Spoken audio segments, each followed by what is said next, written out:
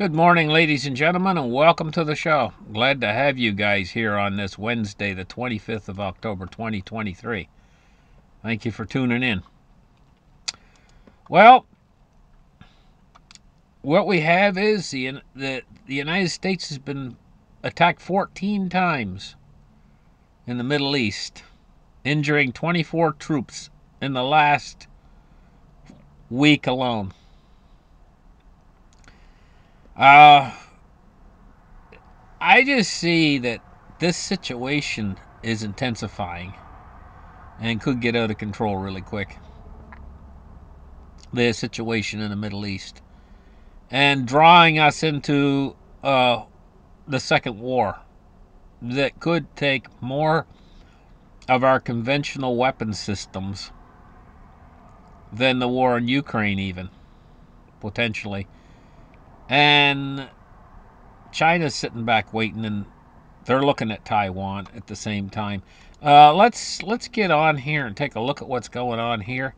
Bidenomics fueling economic pessimism, and the reason why is, it says black and Hispanic families recorded income declines of 1.6% and 1.1% respectively. So their income is shrinking.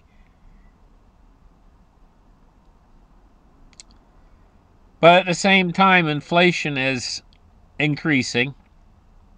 Cost of living is going up. And so they were just, a lot of people in the lower income class groups were just getting by before this thing hit back 3-4 years ago. And so they've had a wage decrease and the prices have went up a lot. So what does that mean? It means they're not getting by any longer. And that group that's not getting by any longer in the United States is going to be growing now exponentially.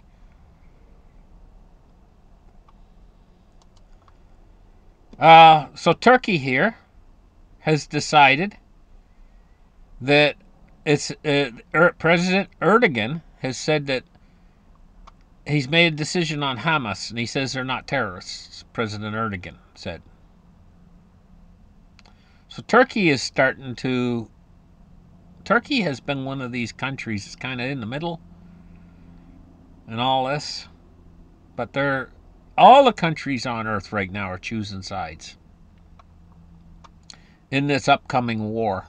And it's basically, really basically, it's West against East. Getting down to the basics of it. Taking a look at this. The Israeli air raids are flattening homes. And they're killing dozens at a time in southern Gaza. Residential buildings are being reduced to rubble in Rafah and Khan Yunis. And so this war is intensifying in these areas. Now we got the Republicans have nominated Mike Johnson for House Speaker after Emmer's withdrawal. It says Mike Johnson is their latest nominee for House Speaker late Tuesday, hours after an earlier pick, Republican Tom Emmer, abruptly withdrawed in the face of opposition from Donald Trump and hardline GOP lawmakers. So this is your nomination right here for the House Speaker, right here. That's him. We'll see if he gets in. Now we're taking a look at the gold and silver price. I'll tell you guys, war puts a different reflection on the financial markets. And even though we've been in war since the war in, we haven't actually been in war, but we've had a proxy, kind of a proxy sort of thing going, where we're supplying weapon systems to Ukraine. It's sort of like we're at war. But this could escalate now and be really war. Boots on the ground sort of war in the Middle East. I did a show this morning where I talked about the chances of nuclear war. I'm going to post it on my Patreon channel. It was an unaired show on here. It was kind of long. I talked for quite a long time. But suffice to say, boiling it down, I think that toward the end of the conflicts, that's your most dangerous. It's always near the start of a war, near the end of the wars, is the most dangerous periods. While wars are ongoing, both sides are basically into trench warfare, and this is trench warfare. Nothing's changed in all these years. And in fact, the weapon systems that using it was a new invention back in World War II that changed everything. It was nuclear. The United States dropped bombs on Pearl Harbor and not Pearl Harbor, but on Nagasaki in Japan and Hiroshima in Japan. That was the beginning of the nuclear age. So when was that? It was way back in the 1940s.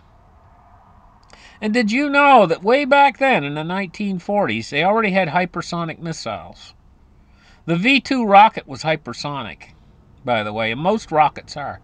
When they enter back into the Earth's atmosphere, if they're a rocket powerful enough to make it up into space or borderline space, there's no friction up there. So as long as it's a long, pointy-shaped object and it's coming back into Earth's atmosphere, it reaches hypersonic velocities.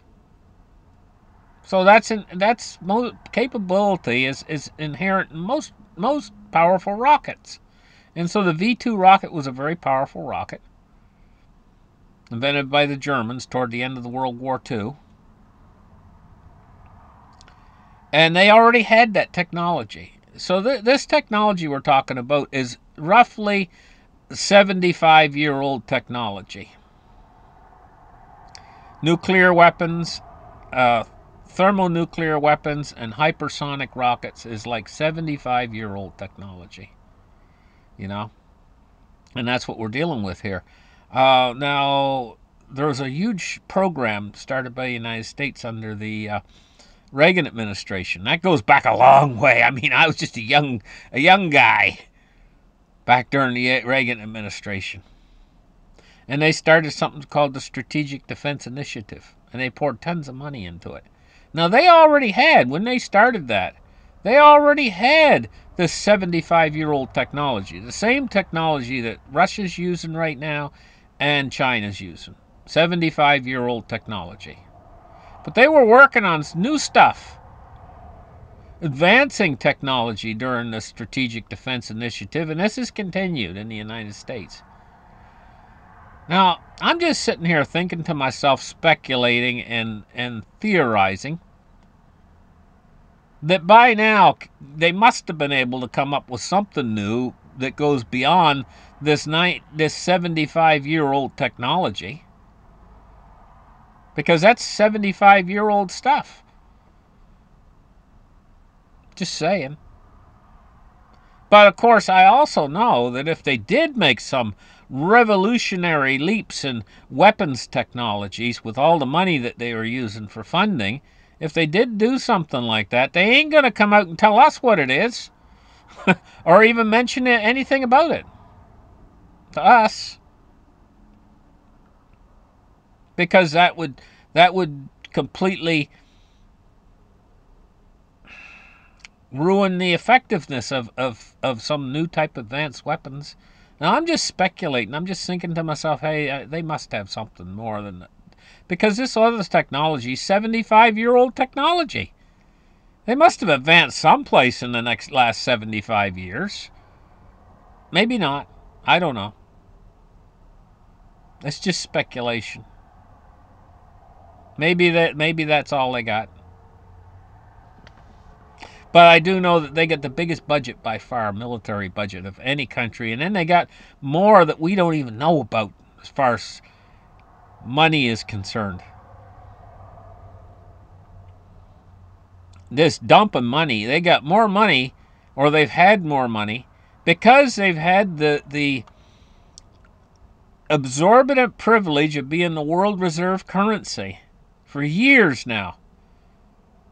And it wasn't ruined. That exorbitant privilege was not ruined until 1971. That's when it started to go into its decline. Now we're seeing the end of its decline. Nixon, when he took us off the gold standard in 1971, he started our ruination process. It was only meant to be temporary. He said, I'm temporarily taking us off the gold standard to stop the speculators. Biggest mistake they ever made, because it's been slowly eroding away our exorbitant privilege of having the world reserve currency. And that is a crown on the head. But now it's being eroded away. And what do you think our world's going to look like when that privilege is completely gone? And that's what they mean to do. That's what the other side, the East, means to do to the West, is take away that exorbitant privilege. And that's what they're really coming after right now. Tooth and nail. And it's in the financial system. Taking a look at gold today, it's up $6.30. Let's see what silver's doing. Silver's down 9 cents, $22.80. Okay, let's take a look at cryptocurrencies now and see what they're doing today. We're seeing Bitcoin is maintaining its gains that it made. Now, in the Bitcoin world, it's not like the regular financial markets. If you're watching like the NASDAQ, for instance, or if you were watching even gold and silver, Bitcoin moves more in one day than they move in 10 days. So Bitcoin is still 34,580 today. It made that rapid gain. It's held it. What does that mean? It means one day for Bitcoin to hold this is equal to 10 days in these other markets, because this market moves 10 times faster than the other markets, up and down. So this is an indicator that perhaps we're starting to enter into another bull market phase for the cryptocurrencies. But it's in an awfully trying time right now. It's in an awfully tumultuous time for it to do a bull market. It's surprising me a little bit. I didn't really think a bull market in cryptos was going to start until after the Fed changes direction. But we'll wait and see. Give it some credit. Taking a look at the Dow, it's down 55 points at 33,086. Taking a look at crude oil is 83.33. Taking a look at bonds and rates, and this is really getting nasty. We're at 4.92 on the U.S. 10-year. It's up 8.7 basis points. Oh, gosh, we're getting awfully close to that 5% handle. 5.06 on the 30-year. It's up 10 basis points. This is the kink in the hose.